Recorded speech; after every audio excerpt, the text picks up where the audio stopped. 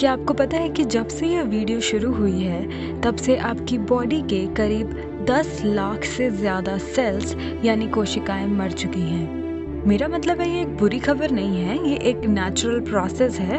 एक तरीके से देखा जाए तो हम चलती फिरती बायोलॉजिकल मशीन है जिसमें कोशिकाएं बनती और मरती रहती हैं। पर क्या हम बुढ़ापे को रोक सकते हैं या फिर रिवर्स एजिंग कर सकते हैं? जवाब है हाँ। अगर आप सच में जानना चाहते हैं कि आप बुढ़े कैसे होते जाते हैं और उसे रोकने के लिए आप क्या कर सकते हैं, तो आप ये वीडियो लास्ट तक ज़रूर देखना। तो चलिए वीडियो शुरू करते हैं।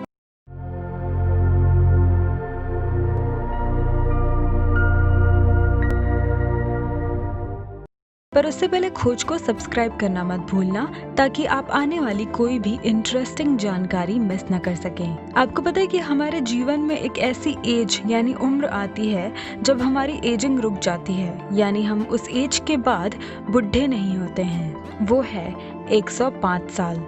पर 105 साल तक के होने के सफ़र में इंसान को कैंसर, डायबिटीज़ और कई बीमारियां जकड़ लेती हैं। इसलिए हमारा मकसद है इन बीमारियों को होने से रोकना और एक स्वस्थ जीवन जीना। और ये तभी होगा जब हमारी उम्र ढलनी बंद हो जाए, यानी हम समय के साथ बुढ़े ना हों।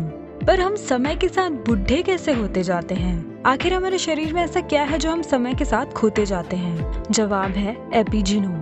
उम्र बढ़ने के साथ साथ एपिजीनोम में जानकारी का लॉस होता जाता है, यानी हम जानकारी खोते जाते हैं। हमारे शरीर की हर एक कोशिका में डीएनए तो एक है, पर एपिजीनोम अलग अलग है। एपिजीनोम का काम है हर एक कोशिका को उसका काम याद दिलाना। अगर एपिजीनोम नहीं होगा तो आपके स्किन सेल ये भूल जाएंगे कि वो स्किन सेल हैं और अपना काम नहीं कर पाएंगे। एजिंग का एक और बड़ा फैक्टर है डीएनए डैमेज। ये ज्यादातर धूप के कारण होता है। आप जब भी धूप में निकलते हैं आपकी कोशिका के क्रोमोसोम टूट जाते हैं। उसको वापस सही करने के लिए सेल्स क्रोमोसोम को खोलते हैं और प्रोटीन की मदद से दोबारा सही करते हैं। पर ये रीसेटिंग की प्रक्रिया 99% ही सही होती है, बाकी के 1% को एजिंग कहते हैं। अगर एपिजीनोम ही एजिंग की वजह है तो अगर हम उसको वापस पहले की तरह सेट कर दें तो रिवर्स एजिंग मुमकिन है। 2012 में नोबेल प्राइज विनर यामानाका ने ऐसे 4 फैक्टर निकाले थे जिनको एक एडल्ट सेल यानी वयस्क कोशिका में जीन थेरेपी से डाला जाए तो पूरा एपिजीनोम वैसे ही हो जाएगा जैसे कि वो एक एम्ब्रियो यानी भ्रूण के समय होता है।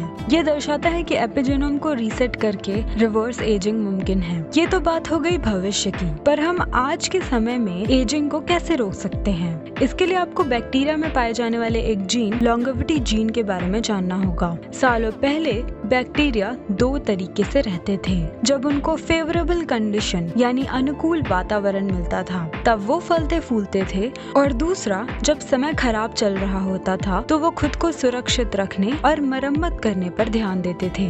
इस समय उनकी लॉन्गेविटी जीन एक्टिव हो जाती थी जो एपिजीनोम को संभाल कर रखती है। ये लॉन्गेविटी जीन आपके पास भी है। यही वो जीन है जो आपको बुढ़ा होने से रोकती है और सेल की एपिजेनेटिक इंफॉर्मेशन को मेंटेन करती है ताकि आपकी कोशिकाएं अपना काम न भूल जाएं। इसका मतलब है कि अगर बुढ़ापा रोकना है तो लॉन्गेविटी जीन को ऑन रखना पड़ेगा। साइंटिस्ट सिंक्लेयर की किताब के हिसाब से जीन को ऑन रखने के लिए सबसे अच्छे तरीके ये हैं। पहला, डीएनए डैमेज अवॉइड करें। इसके लिए धूप में जाने से पहले सनस्क्रीन लगाएं और एक्सरे से बचें। दूसरा, कम खाएं और कम प्रोटीन लें। इससे आपकी बॉडी दूसरे मोड यानी प्रोटेक्ट एंड रिपेयर मोड में चली जाएगी और आपकी एजिंग को रोकेगी। तीसरा, हाई इंटरवल इंटेंसिटी ट्रेनिंग। ऐसी एक्सरसाइज करिए जिससे कि आपकी हार्ट रेट यानी दिल की धड़कन 85% ज्यादा बढ़ जाए। अपने बॉडी को ऐसा महसूस कराइए जैसे कि आप किसी शेर से भाग रहे हैं। चौथा, बहुत गर्मी या ठंडी में रहें। इससे आपके सेल्स खुद को सुरक्षित करने में लग जाएंगे और लॉन्गेविटी जीन ऑन हो जाएगा। ये सारी चीजें आपके लॉन्गेविटी जीन को आपके एपिजीनोम को मेंटेन करने में मदद करेगी। अगर आप ध्यान से देखें तो ये सारी चीजें हम अपनी लाइफ में नहीं करते हैं। साइंटिस्ट भविष्य में एंटी एजिंग टैबलेट की भी बात कर रहे हैं जो कि उम्र को बढ़ने से रोकेगी। आगे अगर रिवर्स एजिंग मुमकिन हुई तो वो बीमारी और उम्र के बारे में हमारी सोच बदल कर रख देगी और आखिरकार समय के बारे में भी।